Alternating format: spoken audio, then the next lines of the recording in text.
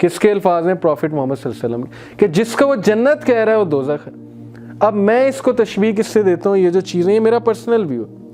अब ये जो हॉलीवुड है, ग्लैमर का एक वर्ल्ड है और एक फैंटेसी का वर्ल्ड है। इंसान मूवीज़ देख के एक फैंटेसी वर्ल्ड में चला जाता है और इंसान रियलिटी से दूर होता जाता है। मूवीज़ कुछ अच्छी भी हैं, इंसान उनसे बहुत कुछ सीखता भी है, लेकिन जनरली देखा जाए तो ये पूरी की पूरी इंडस्ट्री जो है, इसके पीछे क्या साइंस है, ये किस तरह से सबकॉन्शियसली आपको आपके माइंड में कुछ सबलिमिनल मैसेजेस के थ्रू कुछ बात बताना चाह रहे हैं, एज ए जनरली देखा जाए।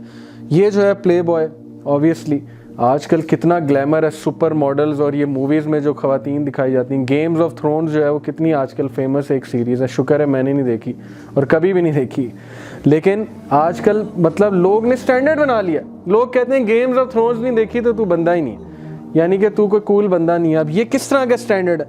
इसी तरह YOLO, you only live once, ये लाइफस्टाइल एक स्टैंडर्ड डिफाइन कर दिया कि party, without party you are a boring person, और तुम बोरिंग हो।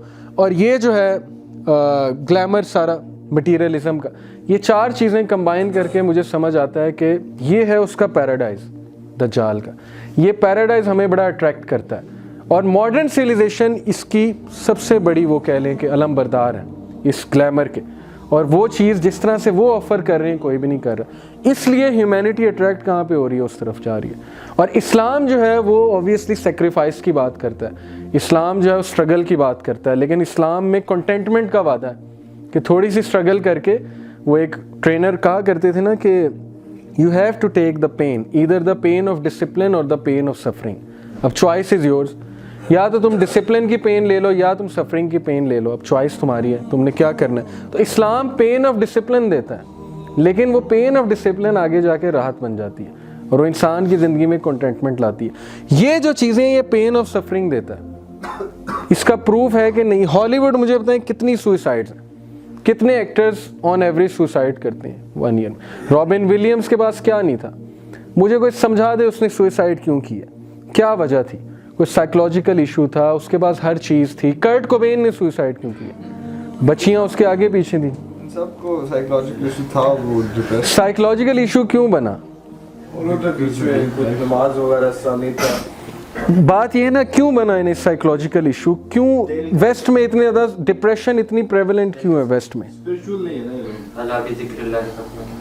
हमें तो इस्लाम ये कहता है ना, लेकिन थोड़ा सा हम ग्रास रूट लेवल पे जाके देखें तो सबसे ज़्यादा इस वक्त प्रेवलेंट डिजीज़ है major depression, according to World Health Organization. ये 2014 का सर्वे है। क्या वजह है, क्यों मेजर डिप्रेशन इतनी प्रेवलेंट है वहाँ पे वेस्टर्न कंट्रीज़ में? ये क्वेश्चन बनता है। वो प्रोग्रेस की बात करते हैं, सोशल प्रोग्रेस कुछ भी नहीं है उनकी, और ये एक्सपर्ट्स बात करते हैं इस पे। इसमें पूरे एसेज लिखे हुए हैं, CSS में बाकायदा ऐसे आता है, look to the east for holistic progress. West ने तो कोई होलिस्टिक प्रोग्रेस नहीं की, progress as a whole. Social progress nil है उनकी सिविलाइजेशन डाउन जा रही है सोशल प्रोग्रेस में। हाँ, मटेरियल प्रोग्रेस में वो बहुत आगे हैं, ये मानने वाली बात है। साइकोलॉजी में उन्होंने बड़ा ज़बरदस्त काम किया है, साइंस में बहुत ज़बरदस्त काम किया है। हम उनके गैजेट से फ़ायदा उठाते हैं, अच्छी बात है, लेकिन सोशली, सॉरी टू से, डिवोर्स रेट वहाँ पे, क्राइम रेट्स, ड्रग्स वगैरह, ये सारी चीज़ें वहाँ पे डिसमल रेट है बहुत। मुस्लिम कंट्रीज़ में भी, आई एग्री, वो इसलिए क्योंकि हम भी ज़ाहिर है नहीं, पाकिस्तान कौन सी इस्लामिक कंट्री, कोई इस्लामिक कंट्री नहीं, तो यहाँ पे भी वो चीज़ें प्रेवलेंट हैं। तो ये जो है ग्लैमर, उसका जो वर्ल्ड है, ये हम डिस्कस कर रहे थे, एंड दिस वेस्टर्न सिविलाइजेशन इसका अलमबरदार है और बड़े अच्छे तरीके से वो चीज़ ये हमें दे रहे हैं। अब साइंस ऑफ दज्जाल्स अराइवल, जैसे भाई ने बात की कि फ्राइडे खुतबे में उसका जिक्र जो है वो ख़त्म हो जाएगा, ये एक बहुत बड़ा उसका साइन है। Earthquakes will increase, blood shed will increase in the land. हदीस ऑफ तमीम अद्दारी, जब उन्होंने दज्जाल को देखा था, मुलाकात हुई, कुछ क्वेश्चंस हुए थे उनसे, उनमें ये था कि सी ऑफ गलीली ड्राई हो गया कि नहीं हो गया, तो वो अब ड्राई, ऑलमोस्ट ड्राई हो रहा है अकॉर्डिंग टू रिसेंट सर्वे, और वो बिल्कुल ही सूखने वाला है। इजराइल में है सी ऑफ गलीली। और date palms of Beisan, did they still bear fruit? तो साहबी ने कहा था येस दे स्टिल डू। उसने कहा था कि जब वो डेजर्ट हो जाएगा तो तब आई विल अपीयर, और अब वो डेजर्ट हो चुका है ऑलमोस्ट, ये अकॉर्डिंग टू आप देख सकते हैं। एट्रीब्यूट्स ऑफ दज्जाल्स एज, चूँकि हमें दज्जाल का पता होना चाहिए तो उसके एज के जो एट्रीब्यूट्स हैं वो भी पता होने चाहिए। इग्नोरेंस एंड एक्सट्रीम कन्फ्यूजन, उसके दौर में बहुत ज़्यादा स्ट्राइफ होगी, बहुत ज़्यादा सेक्टेरियनिज्म होगी, अकॉर्डिंग टू हदीस का निचोड़ बता रहा हूँ। और ignorance will be prevalent, dumb people होंगे उसके दौर में। Ignorance of the religion as well as current affairs, लोगों को पता नहीं होगा मेरे इर्द गिर्द हो क्या रहा है, और मैं क्या कर रहा हूँ, मैं कहाँ पे जा रहा हूँ, क्योंकि उन्हें डिस्ट्रैक्शंस में इतना इन्वॉल्व कर दिया जाएगा। वो आगे आ रही है बात। एक्सट्रीम कन्फ्यूजन एंड क्यूस होगा, झूठ को सच समझेंगे लोग और सच को झूठ समझेंगे। एज ऑफ डिस्ट्रैक्शंस के हवाले से मैं आपको बताऊं कि आज एक मॉडर्न बंदे की अगर आप रूटीन थोड़ी सी स्टडी करने की कोशिश करें तो आप देखेंगे वो बेचारा, हम तो शुक्र है इससे काफ़ी हद तक रिलैक्सड हैं इस रूटीन से, लेकिन आप चाइना को स्टडी करें, जापान को स्टडी करें, वो मशीन्स बन रहे हैं और वो मैरिज भी नहीं कर रहे अब। अकॉर्डिंग टू रिसेंट सर्वे मैं पढ़ रहा था, जापानीज़ जो हैं वो पता नहीं क्या क्या सेक्स डॉल्स बना रहे हैं और रोबोट्स बना रहे हैं कि उनसे ख्वाहिश पूरी कर लें। मैरिज करने की भी क्या ज़रूरत है, टाइम सेव करो और बस इस सिविलाइजेशन में कंट्रीब्यूट करो, ह्यूमैनिटी में कंट्रीब्यूट करो। अब जो उसकी बेचारे की जो एक रूटीन है, सुबह उसने उठना है, काम पे जाना है, थके हारे घर में रात वापस आना है, कुछ सोचने का टाइम नहीं, कुछ करने का टाइम नहीं है। बच्चों की रूटीन आप देख लें, गैजेट्स इतने ज़्यादा हैं, एक्सबॉक्स, PS4, हम इनको नहीं कहते कि चलो ठीक है खेलनी चाहिए, लेकिन इतनी ज़्यादा डिस्ट्रैक्शंस कभी किसी दौर में नहीं हुई कि इंसान एक चीज़ से फारिग होता है दूसरी चीज़ तैयार है, उससे फारिग होता है तो तीसरी तैयार है। अगर लगे डिस्ट्रैक्शंस में, हम शायद लगे नहीं हुए इसलिए हमें नहीं पता। अगर ये मूवीज़ एडिक्शन बन जाए और सिनेमा में जाना एडिक्शन बन जाए तो आप उन लोगों से पूछें उनके लिए कितनी बड़ी डिस्ट्रैक्शन है। अगर ये नाइट क्लब्स डिस्ट्रैक्शन बन जाए तो आप उनसे पूछें। गेमिंग अगर एडिक्शन बन जाए फिर आप उनसे पूछें कि क्या चीज़ है। तो ये डिस्ट्रैक्शन जो है ना, इसकी वजह से लोग बहुत ज़्यादा गाफिल हो जाएंगे इन डिस्ट्रैक्शन की वजह से। उनके पास सोचने का टाइम नहीं होगा, क्वेश्चन करने का टाइम नहीं होगा, क्रिटिकल एनालिसिस करने का टाइम नहीं होगा और अपनी लाइफ के बारे में सोचने का टाइम नहीं होगा। जो कुरान ने बेसिक क्वेश्चन पूछा इंसान से वो ये है कि डू यू थिंक कि वी विल लेफ्ट यू सुदा, हम तुम्हें जो है वो सुदा यानी कि विदाउट क्वेश्चनिंग, विदाउट अकाउंटेबिलिटी छोड़ देंगे और तुम्हें क्वेश्चन नहीं करेंगे। और डोंट यू थिंक तुम्हें क्रिएट किस लिए किया है, ये भी कुरान ने क्वेश्चन पूछा इंसान से। अब ये क्वेश्चन का टाइम ही नहीं है हम लोगों के पास। लोग कहते हैं यार ये किस तरह का सवाल पूछ रहे हैं, आप बस काम में लगे रहें, बस लाइफ चल रही है, लाइफ को जो है आप चलने दें। अब ये कुछ पिक्चर से आप अंदाज़ा लगा सकते हैं कि हम डिस्ट्रैक्शन में कितनी बुरी तरह इन्वॉल्व हैं। Literally we are slave to this thing. Literally ये जो है इन चीज़ों ने हमें जकड़ के रखा हुआ है। ये जो है पोर्नोग्राफी एडिक्शन ने और ये मूवीज़ की एडिक्शन ने और ये लैपटॉप की एडिक्शन ने, यूजेज की एडिक्शन ने, गेमिंग की एडिक्शन ने हमें जकड़ के रखा हुआ है लिटरली। ये सारा जो उसका ग्लैमर का वर्ल्ड है, इसके कुछ फ़ायदे भी हैं, लेकिन मैं सिर्फ इनको इसलिए प्रेजेंट, इनको ईवल नहीं मैं आपको दिखा रहा, प्रेजेंट इसलिए सामने आपके कर रहा हूँ कि इतनी ज़्यादा डिस्ट्रैक्शन किसी और दौर में नहीं थी। इससे हम कंक्लूड ये कर सकते हैं कि दज्जाल का टाइम जो है बहुत ज़्यादा करीब है, क्योंकि डिस्ट्रैक्शंस बहुत ज़्यादा हैं आज के दौर में।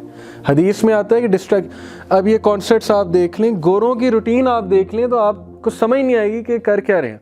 उनके पार्टी पार्टी पार्टी और जो लोग फुल इस लाइफस्टाइल से गुजार रहे हैं। हमें तो कुछ वैल्यूज़ हमारी ज़िंदा है इसलिए हमें एहसास नहीं होता। आप वेस्टर्न कंट्रीज़ में जाएँ आपको पता लगेगा कि वो कितनी डिस्ट्रैक्शन में एक गोरा इन्वॉल्व है। टीवी सीरीज़ एक ख़त्म हुई दूसरी शुरू हो गई, वो ख़त्म हुई मूवी आ रही है, पूरे कैलेंडर में लिखा हुआ है कि आज ये मूवी है, कल ये मूवी है, वीकेंड पे ये लग रही है, हमने मूवी देखने जाना। तो भाई स्पिरिचुअल डेवलपमेंट का टाइम कहाँ है? आप स्ट्रेटजी नहीं बना सकते मैंने स्पिरिचुअली अपने आप को कैसे ग्रो करना है, जब all you are doing is materialism. तो उनकी सिविलाइजेशन बाकायदा बिल्कुल उस तरफ जा रही है और आहिस्ता आहिस्ता हम भी जा रहे हैं। अब ये जो चीज़ें हैं, मतलब ये बहुत बड़ी डिस्ट्रैक्शन है। ठीक है, मैं इनको क्रिटिसाइज़ नहीं कर रहा, फुटबॉल देखना चाहिए, खेलना भी चाहिए, लेकिन इनको खुदा बना लेना, इनको आइडल्स बना लेना और इनके पीछे जो है अपनी ज़िंदगी बर्बाद कर देना। और ये जो चीज़ें टीवी सीरीज़ एक ख़त्म हुई दूसरी शुरू, तीसरी शुरू, चौथी शुरू, तो फिर ये तो कभी ख़त्म नहीं होंगी ये डिस्ट्रैक्शंस, और इंसान इन्हीं में लगा रहेगा और उससे क्वेश्चन करने का टाइम नहीं होगा अपने आप को, और तब तक अच्छा खासा उसका बेड़ा गर्क भी हो जाए। क्योंकि एंटरटेनमेंट कभी भी सोल एंटरटेनमेंट नहीं होती। एंटरटेनमेंट के पीछे हमेशा एक मैसेज होता है और वो मैसेज हमें दे रहे हैं वो। What kind of people will follow दज्जाल? एक तो मटीरियलिस्टिक लोग उसका नवाला है, उसको बड़े पसंद होंगे। क्यों? उसके पास मटीरियलिस्टिक वैल्यू सबसे ज़्यादा है और वो ऑफ़र करेगा। नबी सल्लल्लाहु अलैहि वसल्लम ने कहा कि जहाँ जाएगा बहार ले आएगा, जहाँ जाएगा ख़ज़ां ले आएगा, जहाँ जाएगा वो खेतों को जो है वो ग्रीन कर देगा, जहाँ पे जाएगा वो बारिश ले आएगा। उसके पास रिसोर्सेज होंगी दज्जाल के बाद। और इसको हम इस तरह समझ सकते हैं, मैंने जो अमेरिका और यूके की आपको बात बताई कि उसकी जो सिविलाइजेशन बन रही है, मोस्ट रिसोर्सेज दुनिया की किनके पास हैं? उनके पास हैं। आर्टिफिशियल रेन भी अब आना शुरू हो गई है, आर्टिफिशियल जो है वो अब फोटोसिंथेसिस भी हो रही है और ग्रो की जा रही है। रात के वक्त भी जो है वो प्लांट्स ग्रो किए जा रहे हैं, मतलब बहुत कुछ हो रहा है। तो ये सारी चीज़ों का हिंट हदीस से मिलता है।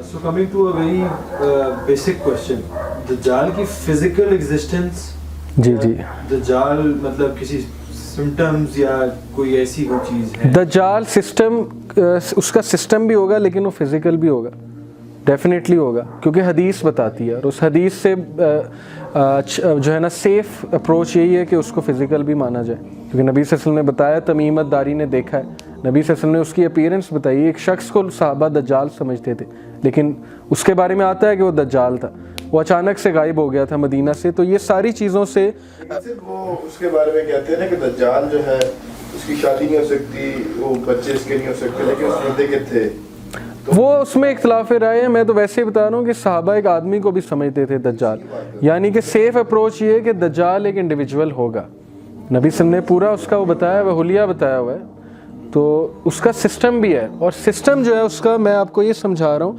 कि ये जो सिस्टम आजकल हम पे मुसल्लत है, ये प्रेपरेशन है उसकी, ठीक है।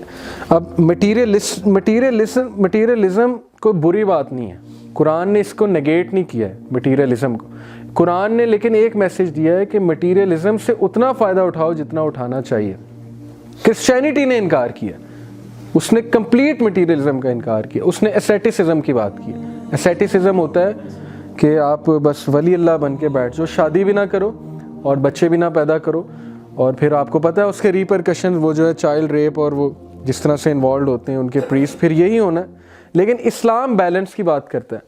बट दज्जाल की जो सिविलाइजेशन है, it will be 100% materialism, 100% materialistic values पे बात होगी। स्पिरिचुअलिटी का ताल्लुक ही कोई नहीं। स्पिरिचुअलिटी का ताल्लुक क्यों नहीं है? इंसान दीन की बात फैलाना सदक़े जारिया है। सवाब की नीयत से वीडियो को शेयर जरूर कीजिए। जज़ाकल्लाह।